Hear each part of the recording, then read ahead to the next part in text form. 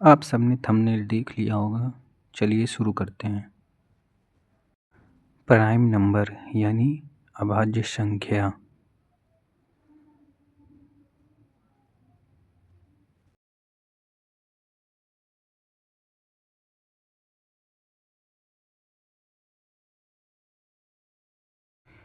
जो एक से और स्वयं से कटे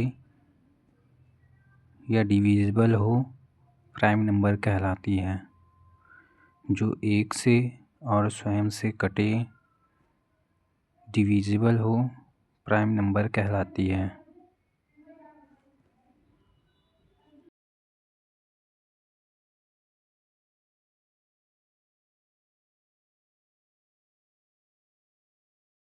एग्जाम्पल देख लेते हैं।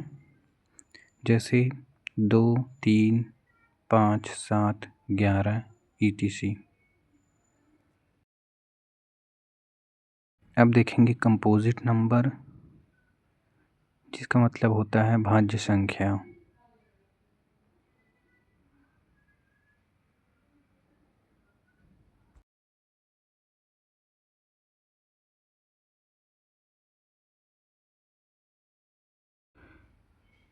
जिसके 2 से अधिक फैक्टर होते हैं वह कंपोजिट नंबर कहलाते हैं। जिसके 2 से अधिक गुणनखंड होते हैं या फैक्टर होते हैं वह कंपोजिट नंबर या भाज्य संख्या कहलाते हैं। एग्जाम्पल देख लेते हैं। जैसे 4, 6, 8, 9, 10, 12 etc।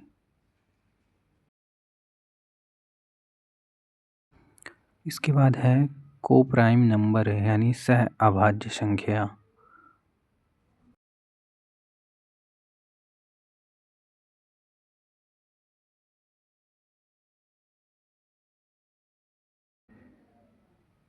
दो संख्याएं जिनका एचसीएफ एक होता है। दो संख्याएं जिनका एचसीएफ एक होता है उसे ही को प्राइम नंबर कहते हैं। दो संख्याएं जिनका एचसीएफ एक होता है उसे ही को प्राइम नंबर कहते हैं।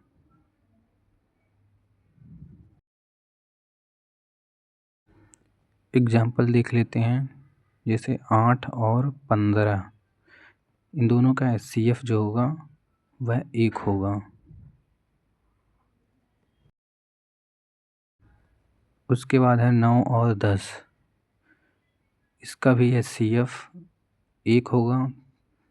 इसी प्रकार सभी जितनी संख्याएं होंगी वह को प्राइम नंबर होती हैं, जो इस प्रकार की होती हैं। उसके बाद है अपना इवन नंबर यानी सम संख्या।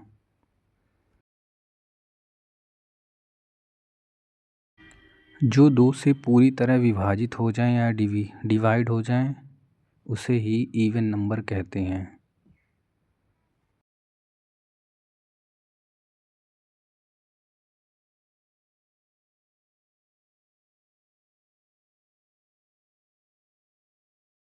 एग्जाम्पल देख लेते हैं। जैसे 2, 4, 6, 8, 10 etc। उसके बाद है ऑड नंबर यानी विषम संख्या।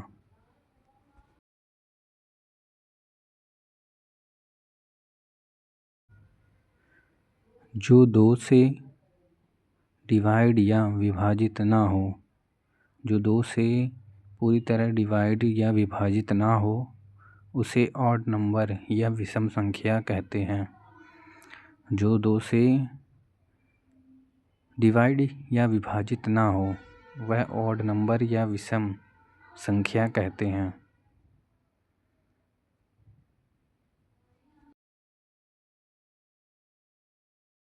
एग्जाम्पल देख लेते हैं। 1, 3, 5, 7, 9 etc। दशमलव यानी डेसिमल, इसको 2 भागों में बांटा गया है। पहला है शांत दशमलव,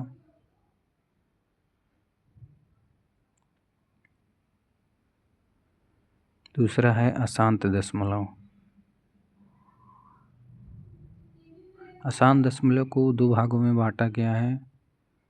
अशांत आवर्ती, यानी इसमें संख्या दशमलव के बाद आती जाएगी, और अशांत पुनरावर्ती, यानी इसमें संख्या जो है दशमलव के बाद आती रहेगी दोबारा दोबारा। शांत दशमलव को टर्मिनेटिंग कहते हैं और इसको नॉन टर्मिनेटिंग अशांत दशमलव को।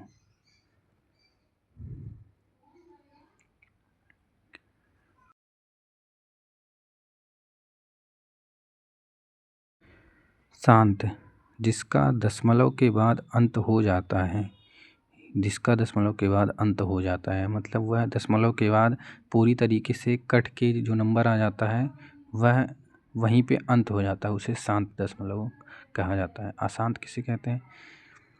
जिसका दशमलव के बाद भी संख्या चलती रहे, यानी दशमलव के बाद अंत तक वह कटते जाए और उसकी संख्या दशमलव के बाद चलती रहे, निरंतर ख़त्म ना हो, उसी को अशांत कहते हैं।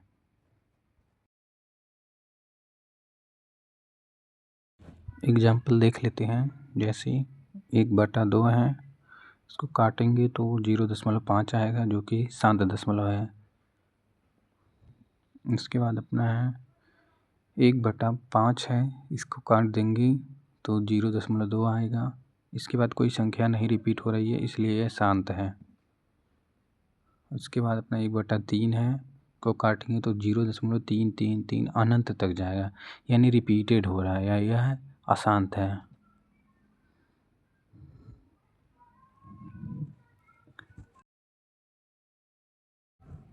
उसके बाद है 5/11, इसका भी काटने पर 0.4545 अनंत तक रिपीट हो रहा है बार बार, तो यह अशांत है।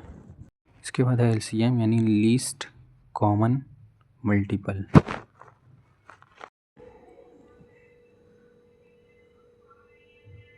दो या दो से अधिक संख्याओं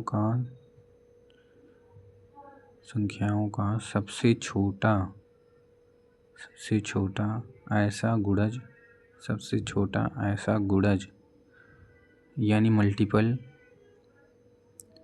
जो सभी संख्याओं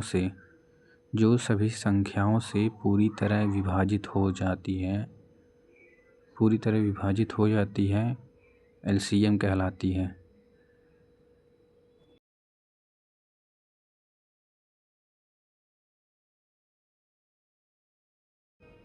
एग्जाम्पल देख लेते हैं। जैसे 12 और 15 का LCM निकालना हो तो कैसे निकालेंगे। ये फैक्टराइजेशन मेथड आप सबको पता होगा। पहले सबसे छोटे संख्या से इसमें दोनों में फैक्टराइजेशन मेथड से करते हैं।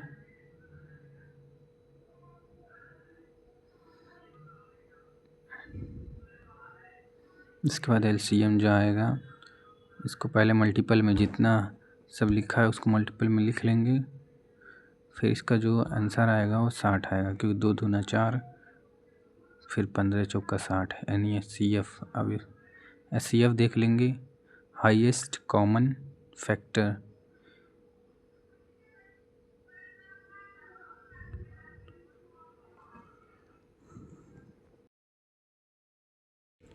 दो या दो से अधिक संख्याओं का सबसे बड़ा ऐसा गुणनखंड फैक्टर जो सभी संख्याओं को पूरी तरह विभाजित करे।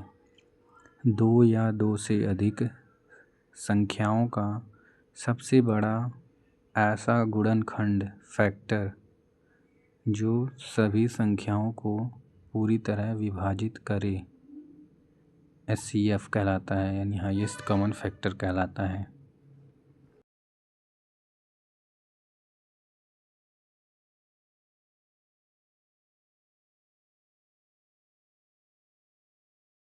एग्जाम्पल देख लेते हैं।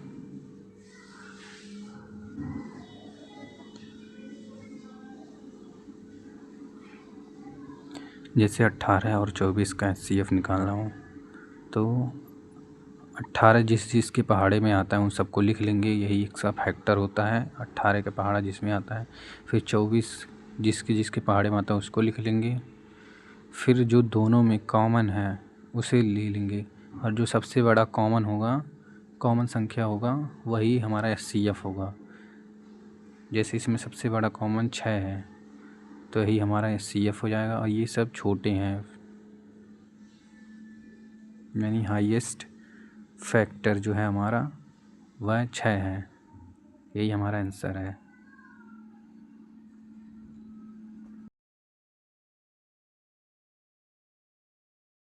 उसके बाद है SCF और LCM में संबंध।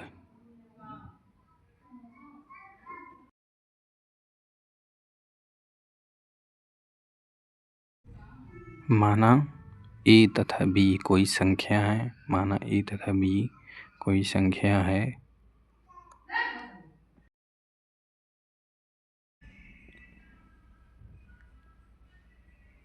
तब SCF इंटू LCM बराबर A इंटू B।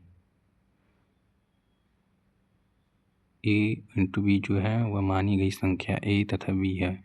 यही हमारा फॉर्मूला बनेगा। एग्जाम्पल देख लेते हैं किसी पर।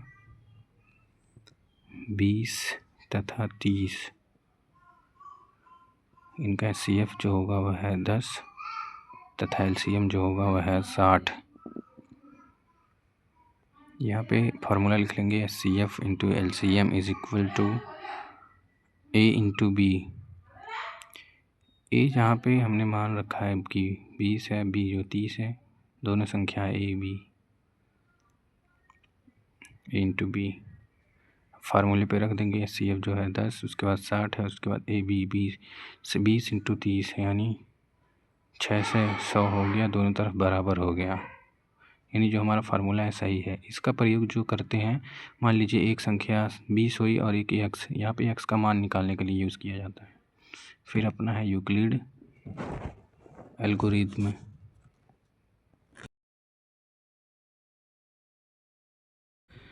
बार बार भाग देकर शेषफल शून्य होने तक अंतिम भाजक ही SCF कहलाता है।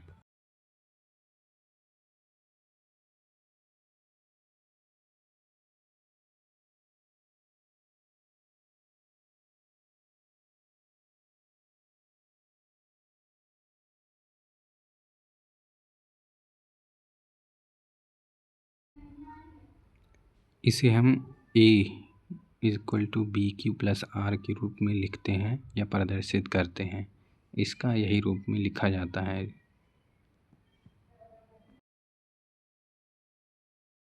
एग्जाम्पल देख लेते हैं, जो कि है 135 और 225। इसमें जो है 135 से बड़ा है 225, इसलिए 135 से 225 में भाग देंगे।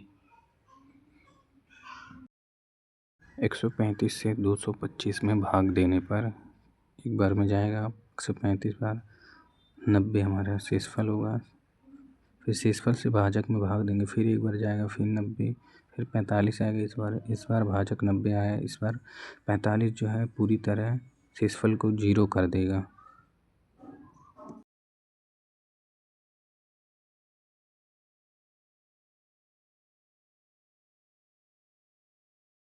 पैंतालीस जो है यही हमारा SCF होगा, यही हमारा SCF होगा।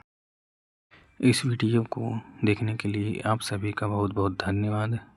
इसे ज़्यादा से ज़्यादा लाइक और सब्सक्राइब कीजिए और अपने दोस्तों के साथ शेयर कीजिए।